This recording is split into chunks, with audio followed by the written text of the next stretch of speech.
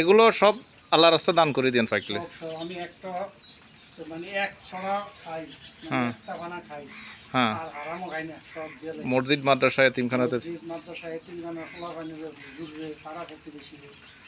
তো এটা কি আপনার আনন্দটা বেশি হয় না? হ্যাঁ, আমার আনন্দ হয়। মানে বিক্রি করলে আর কয় টাকায় আসবো, কিন্তু মানুষের সেবা।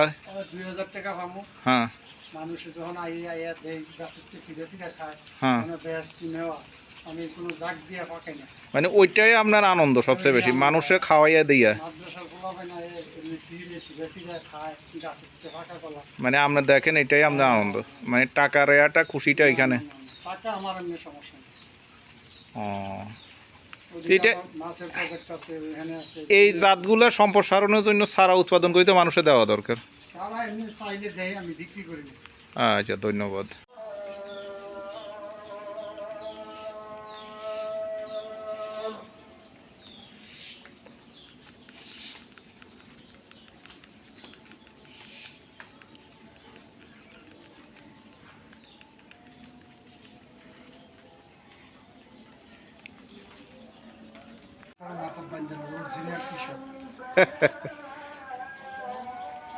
আমি কিন্তু চাকরি করি, হ্যাঁ, কিসে? একটা গার্মেন্টসের প্রোডাকশন ম্যানেজার।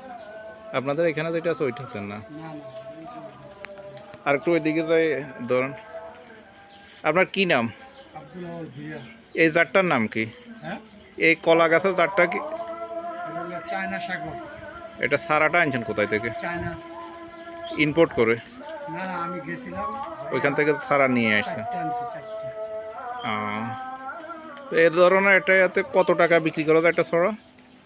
হ্যাঁ, আমি তো বিক্রি করি না, আমি মাদ্রাসা মসজিদে এতিমখানা দিই, আত্মীয় স্বজনকে দিই। আত্মমানবতার সেবা। আমি তো বিক্রি করি না। অনেক ছড়ি রয়েছে আমার ঘরে, হয়তো একটা ছড়া খায়। আমি বললাম এক ছেলে আমার, আমার হাজবেন্ড, সব আল্লাহর রাস্তায় দান করুন। না, আমি শুধু এয়ারগুলোর একটু নিতেছি, আমরা এটা অরিজিনাল জাত। আমরা একটা ছড়া দড়ি, আচ্ছা ওই বড়টাতে আপনার একটু দড়ি দাঁড়ান, তাহলে আপনার কি নাম? আপনার আব্দুল আওয়াল ভুইয়া। আমরা ওই ভুঁইয়া ভাই এ ভুঁইয়া ভাই একটাই। আমার তো শুরু, তারা সব বেচছে খানা শেষ, এই বুয়ারা। এটা তো আমার ডইলো করতে জাতের পার্থক্য আছে না?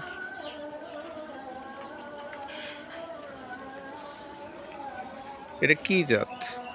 হ্যাঁ, সাগর কলা। সাগর কলা যেন আমরা খুবই উন্নত জাত, এটা বাইরের তো আনছি। সেটাই বলতেছি। হ্যাঁ, একটা ছাড়া 500 টাকা করে আনছি, বস্তার ভিতরে বইরা। হ্যাঁ, 5টা গাছ আনছি। এখন সারা বিক্রি করেন নাকি? লাগবো। হ্যাঁ, আমি বাড়ি যেতে কয়টা নেব আপনার?